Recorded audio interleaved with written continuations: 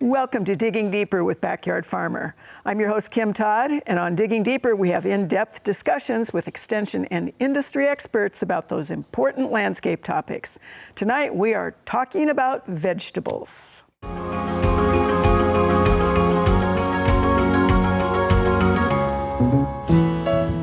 Thank you for joining us once again for Digging Deeper with Backyard Farmer. 68 years ago, Backyard Farmer was founded on answering our audience's questions. Most of them were about how to properly grow a vegetable garden. For today's program, we're returning to those roots. We're going to talk about growing pretty unusual vegetables with John Porter. So John, we're going to talk about some of the common ones. We're going to talk about some of the uncommon ones.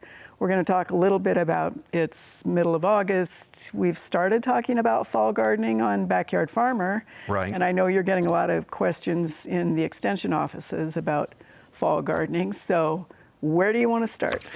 Well, we can start about, all the fun stuff, maybe. Let's start with the fun stuff. Let's start with the fun stuff, some unusual stuff, where we grow tomatoes by the ton and corn and beans and all that stuff. But I thought we could talk about some of the fun stuff that, I grew a lot of fun stuff in my garden this year. A lot of people like to try stuff, and maybe even like this year, the seed racks in the garden centers, they ran out of stuff because everyone wanted to garden. It was like all those weird things left over at the end that no one knew what to grow. So maybe you grew some of those, and so we can talk about some of the fun stuff. That's perfect. So pick one out and let's talk about it.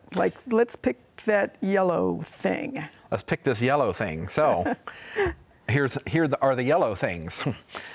These, something that I've had the seeds for and I just wanted to try. I wanted to grow the regular version, but didn't have seeds early on in the season because I didn't have any, and there weren't any at the store. This is a cucumber. And most people are used to seeing cucumbers, and they're green and they're long and cylindrical. These are lemon cucumbers. Sometimes people call them like not 8-ball, but like ball cucumbers. They're round. It's very interesting. My first time growing them, but you can see how bright and vibrant yellow they are. I'm trying to figure out if this is just ripe or if it's overripe. Because most people don't realize that some of the stuff that we harvest, like a green cucumber, is in an immature form. We get it before it matures. If you were to let it go to full maturity, it's actually going to turn, it'll be really big and really yellow or turn orange. And so this sort of put me off a little bit, trying to figure out if this is too ripe. It's not, but an overripe regular cucumber would be about this color, but big old fat thing that wouldn't really taste very good. Yeah, they don't taste very good once they get to that mature. Yeah. So, we've had audience members ask us about cucumbers being bitter. Have you had that experience with these? And a wonderful one of our viewers said, if you soak them in salt water, cut the end and soak them in salt water, then you lose the bitterness. Any bitterness in these, or do they taste like a lemon? They don't taste like a lemon. They do taste like a cucumber. And they weren't really all that bitter. Actually, what I can do, I came prepared. Of course. With a knife. With a knife, right? So we can just, slice it open here. It looks more like a little squash. It does look like, we'll have to clean that later. Until you cut it open. Yeah. And then it's seeded. They're all so there are bigger seeds in there. Yeah. But it's really fun. If you want something to try, you can give it a try. I did wash this knife beforehand if you want. Take a bite. If you want a sample. Take a slice.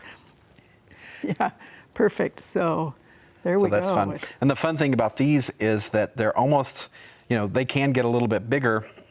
And so I've seen people pickle these and they just stack them up in the jar. Yeah. And then you have like 1 or 2 pickles that you just sit on the sandwich. So it's nice. full size. They're bigger. Yeah. So it definitely smells cucumber. Smells like a cucumber. Yeah. There you go. Pretty good. Yeah. So that was something, a little fun that I've tried. The other thing that is becoming really popular is called a Mexican sour gherkin. It's a tiny little, people call them cucamelons. They look like little tiny watermelons. They're related to cucumbers, but they're really sour. And so people with kids especially like to grow those because they're really fun, really bite-sized, and they're like eating sour candy. Oh, nice. Right. And you can pickle those too. I've heard they make like a great garnish substitute for like martinis or Bloody Marys. Perfect. And then you've got a bean that looks like it got sat on. Right. So one of my favorite beans, this is actually an Italian flat bean. This is what I grow. It's called Roma. And this is what I grow for green beans mainly. And so this is really fun. The nice thing about these is they're very big, so you don't have to pick a lot of them for like a meal. A meal, right? You know, or from West Virginia we call it a mess. It's a mess of beans. But also, you know, they just snap right up, and you know, it doesn't take long to get enough to eat a meal. And I think they're some of the best tasting beans I've ever had. So those are Romas. And you eat them the whole pod. You don't. Yep, they're a green bean. So just like if you're growing Blue Lakes or a pole bean or something like that. Yeah. So that's something, and I found these locally. That was one of them that didn't sell out because most people look for those. Right, the old fashioned, the Blue Lake or the narrow beans. Are these a bush type? They are bush. A bush type. Yeah. Okay. And one of the issues that I had that a lot of people have had this year with my beans and my tomatoes, it's been so hot. Like they started producing early on, and then it got really hot, and that actually stops pollen production and stops the fruits from maturing. So they took a break. A long break. Right. So I had like one mess of beans, and now they've sort of been a few weeks before I've gotten any more. But I finally you're starting to get more. Some. Yeah. Excellent. Excellent. All right, and then you have okra, and we had this in our backyard farmer garden, I think last year. Yeah. This particular okra. Yeah, so this is an okra, so common in Creole, some African dishes. So if you've never had okra before, it is sort of an acquired taste. And it's an ingredient in gumbo. And what it does in gumbo is you slice it up, you take out the seeds usually, and it has it's a mucilaginous. So it's really slimy if you just like cut it open and eat it. But when you put it in gumbo, what happens is that is the thickener. So that's one of the thickeners that goes in gumbo. So that's really fun. So I have some okra growing in the garden. This is the variety is Bulldog, which is a short variety. Sometimes they get like 6-7 feet tall. Right. This one is about 3 feet tall, which is really fun. But the fun thing about it, and it sort of wilted on the way here. Let's see if we can get this out without losing all your... upsetting everything else. And this one got away from me. I didn't realize. Oop, there we go. This one is way too big. That one won't be good eating. Oh, but it's so pretty. It is so pretty. Yeah. It's a really interesting plant. It's a really pretty plant. It has these red veins, red stems. And unfortunately, the flower is not open, but it's almost looks like a hibiscus kind of flower. It's a big white. So this plant, like a 3 to 4 foot tall plant, this would look perfectly fine in a landscape. Totally. And it is related to hibiscus. Yeah, so it's in that family. Yeah, so, and is this is candle, or there's a name, candle something or other, that is the taller one like that? Yeah, so there's like really big tall ones. Yeah. This one is actually a container variety. So nice. That's exciting. This one may or may not be too. Usually if they get really big, they turn really hard. This one doesn't feel like it, so it might be edible. If it gets too mature and gets hard, you can use it as a weapon. It's like a dagger. Okay. Excellent. Well, we want to make sure you watch us and give us all your feedback. Facebook is a great place to watch us. We're on, you can watch us and get to us through Backyard Farmer or through NET. We want all your comments. We want to make sure that if we are going to dig deep, we're digging deeper about things that you really want to hear about. And it's a lot of fun to have our audience see us in action when we have more than just questions and little segments. So when we can just talk about random things. We can. We could just, begin talking about, I don't know, sports. Well, there's none of that this year. No. All right, so there's the okra. So what else did you bring, John, that's either unusual or at least interesting to talk about? Let me ask you one more question about the okra. Okay. Have you ever tried it pickled? I've not had pickled okra. I'll have to have that. I've had it fried. Yes, fried is good, grilled is good, pickled is excellent. You have to get past the sliminess? No, it's not slimy. Okay. It's sort of prickly. Okay. You got a little fuzz on your tongue from the outside of the little okra, but it's very Okay. good. Yeah. All right. So now, what else did we bring? Well, I brought a little basil. That's not too exciting, except for this one is a Thai basil, and of course it's wilty, but it's a nice different type of basil. The thing I wanted to point out, though, was this one I let go to flower. I had to fight the pollinators off of this. And so what I wanted to sort of talk about with these two herbs I brought, and I brought another one, is that sometimes they can have more than one purpose. So we eat this basil, but it makes an excellent pollinator plant. It's one of their, like, they love herbs. All kinds of little bees and things are all over most of the herbs. So that's what I wanted to point out. The other one that I brought, and this is a little teeny tiny portion of it. Exactly. So this is fennel, and this is the bloom of the fennel. So this is from a plant that I let go. So usually this bulb fennel, when it's younger, you can harvest it and it has that really nice compact bulb that you slice up. Fennel is common in a lot of Italian foods, and so that's the bulb fennel. This basically it bolted, so it went to flower, and it's probably 5 to 6 feet tall in the garden. Another one, I had to fight the bees and wasps, little tiny wasps and all that off of it. I mean, it was totally covered with that. But one of the things that will happen now is that now that I have flowers, I can harvest fennel seeds. Right. Which is another, so it's sort of like one of those bonus things.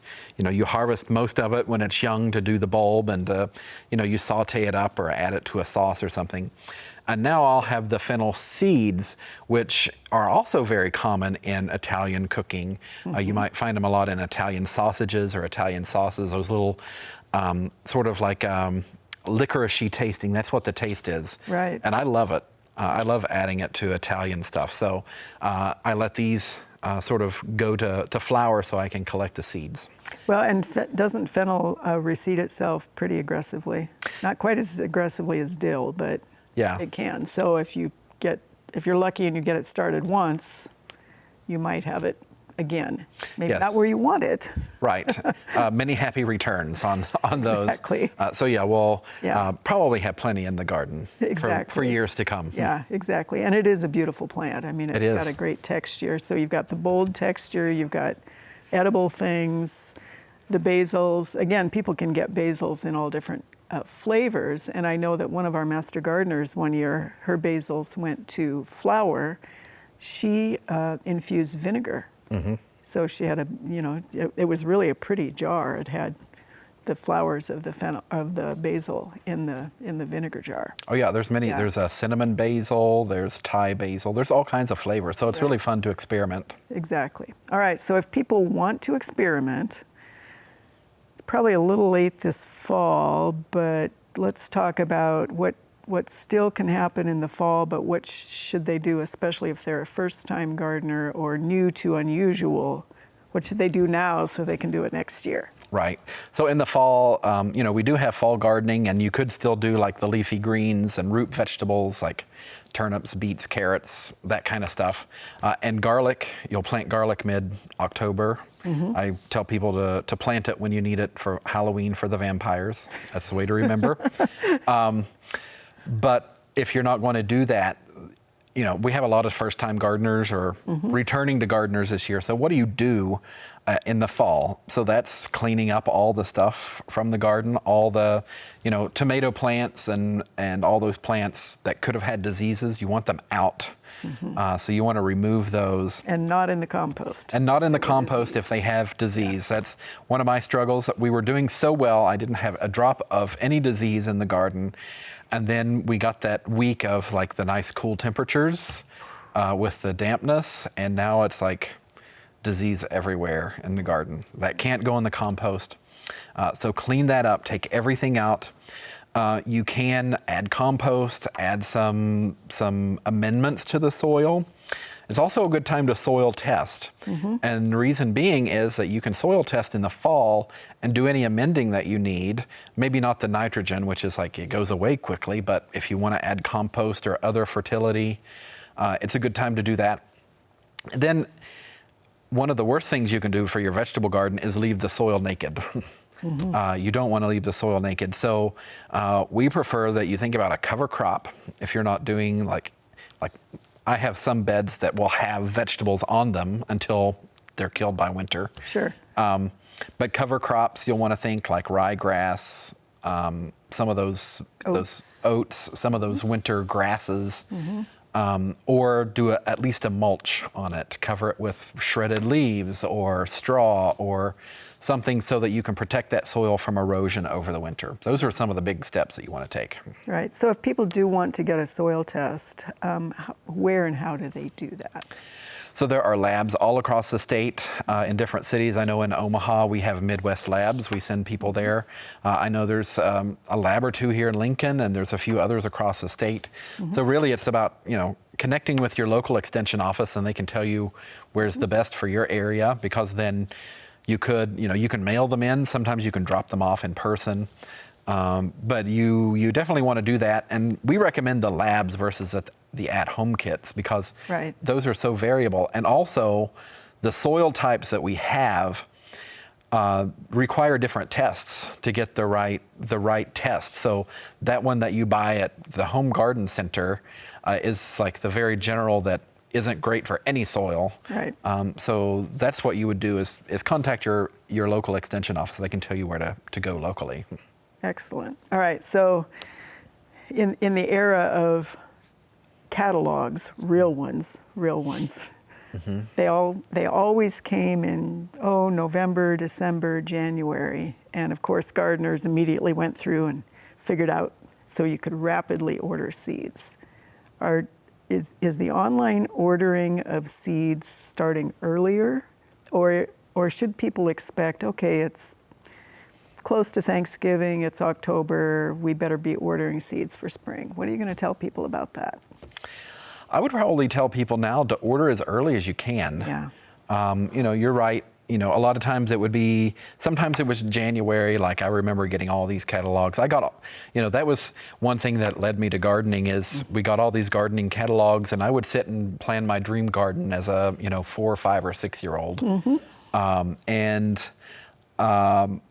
So those usually came December, January. They've moved up a little bit, but now things have been, we have so many people gardening because of the pandemic, and I think that's going to continue. That seed companies, they sold out. They got behind on orders and took weeks to get orders out. So I would say order early. Right. Because we have the internet. You don't have to wait for the catalog. Right. It is still, I think it's still more fun to sit there and pour through the catalog instead of scrolling through the computer. But so, and I suppose people should also be prepared with alternative selections. If they really, if they want the lemon cucumber, is there some other unusual cucumber, so that you don't necessarily say, well, to your ordering, wherever you're ordering, well, if I can't get that, I don't want anything. That's probably a better idea, I would think. Yeah, I think, don't be set on that one thing, especially these days. It's like, that's how I ended up with some of the stuff I had in my garden. Like I wasn't planning on using the lemon cucumber seeds that we sort of had as a, we got as a donation at the office to, give out to people because no one bought them from the company. Sure, yeah. And so, I think, be willing to try different things, have those old standbys, keep a record of what works well for you so that then you can go back and get it, but try new things because you never know, like with the Roma beans. My parents, we're from West Virginia, and there's this regional heirloom called Half Runner beans all over Appalachia.